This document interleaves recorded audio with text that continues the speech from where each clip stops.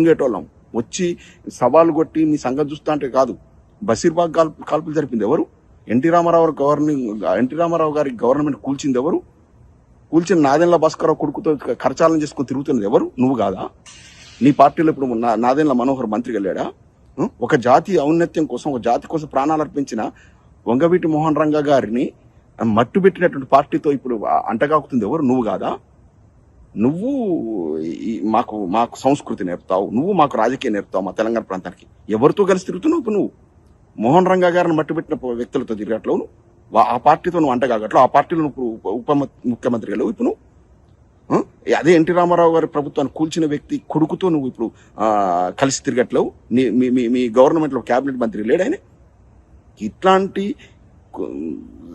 ఒక నీచమైన రాజకీయం చేసే నువ్వు వచ్చేసి తెలంగాణ మీద నిలబడి వాళ్ళ సవాలు కొడుతున్నావంటే ఇక్కడ దానికి అనుకూలమైనటువంటి వాతావరణం కల్పించిన కాంగ్రెస్ ప్రభుత్వానికి బుద్ధి ఉండాలి.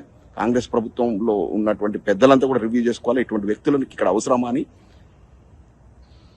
అసలు మాట్లాడొద్దు అనుకున్నా, కానీ నువ్వు మాట్లాడుతుంటే మా బ్లడ్ బాయిల్ అవుతా ఉంది.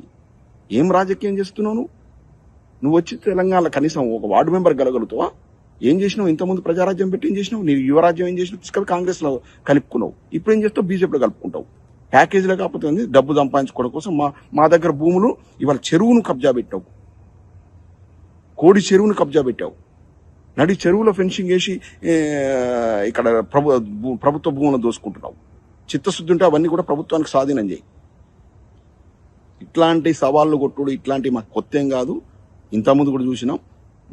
ఇదేం మాకు కొత్త ఏం కాదు. నీలాంటి వాళ్ళని భర్తం పెట్టడానికి తెలంగాణ ప్రజానికి ఎప్పుడు రెడీగానే ఉంటాం. జై తెలంగాణ.